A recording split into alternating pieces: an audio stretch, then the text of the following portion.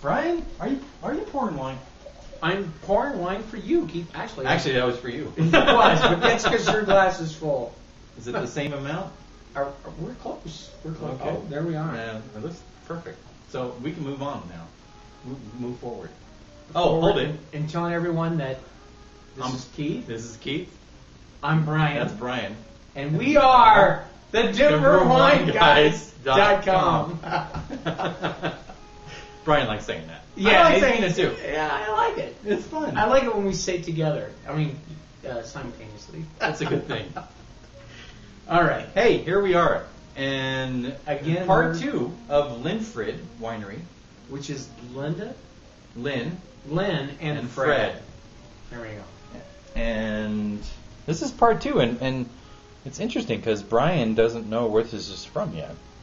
But the cab comes from Washington State, and the Merlot comes from Lodi. Which is kind of interesting. I don't think I've ever had Lodi Merlot. Well, you said this, so I got to say there's got to be a relationship for the purchasing of the juice out of state. Yeah, I would think so. But you keep telling me there's a story here that you're holding back on. Well, the story is where it's from. Where it's made. And it is made a little bit north of Chicago. North of Chicago? Yeah. Oakville? Well, then what are you laughing? I'm talking about the suburbs. I'm just trying to make people like, wow, that guy. It's called Roselle. It's Roselle. It's about a half an hour northwest of Chicago, right along the lakefront there. It's just a little bit off the lakefront, but the winemaker, like I had said in the other show, is he spent some time in Maryvale, learning the trade there, and Gordon Brothers in Washington State, and they're buying their juice from California and Washington, and they're making it in Illinois. Interesting. Isn't that interesting, really? It reminds me of Ballesteri making wines in Colorado right off the highway. Right. Behind the merchandise mart. Right. But put that aside for a minute. Yeah, I'm sorry. No, that's okay. But you think of winemaking done in the vineyards and in wine country. And exactly. So to be it's not done in uncommon. Chicago is very unusual. Because you like this wine. I do. What do you like about it? Well, as I said in the first episode, it's the wood characteristics that come across in this wine. So it's I'm getting hints of coconut out of this wine, but the obvious sweet wood that makes I'm going to say sweet vanilla. It can come from barrel characteristics. 100% French oak. Okay. Enlaced with the fact that there's intense fruit, so cassis characteristics in it. It's a big wine, and it's one that I think can offer more of the elegant fruit characteristics with a little more exposure to air. So either more time in the cellar or decanted. Yeah. It has a nice velvet texture to it. When you say the consistency is, what do you think consistency on it? Is it? I find it to be a velvet texture. Yeah, I would agree. Yeah? I'd get a little bit of licorice off it, a little bit of plum, cherry. Star anise. Yeah, it's there. What is? Fennel, star anise. Yeah. Okay. Yeah. That's solid. He did a really good job. I think it would be really hard to buy fruit from across the country and then make it. Actually, I don't think you have a choice. Where are you going to grow it in Chicago? No. Exactly. But no. But kudos for him for getting good juice. Now, kudos to him. Not only was he clever enough to get the right juice, but talented enough to make a wine of this caliber. Yeah. Yeah. So, come on, you're killing me. What's the price here? 28, 30? What's the price on this wine? 30. It is $30.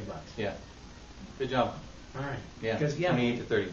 I'm sure they, would give you, go to Lynfredwinery.com and they'll hook you up on, I'm sure, some free shipping and discounts, and they're all in the business to move wine. So, Christine when the marketing person for them sent this wine to us, and I enjoy it. I think it's really solid. And as far as a rating goes, I'm going to ask you. You have to go first. I'm gonna say right now with the cork, we just pulled the cork just now. I'm gonna say 90 points, but I bet with a little time, Time in the cellar or decanted for a day or so. Some people, a lot of viewers don't realize this, but they kind of flip out thinking, no, when you decant, you do it for 5 minutes, 10 minutes, maybe an hour.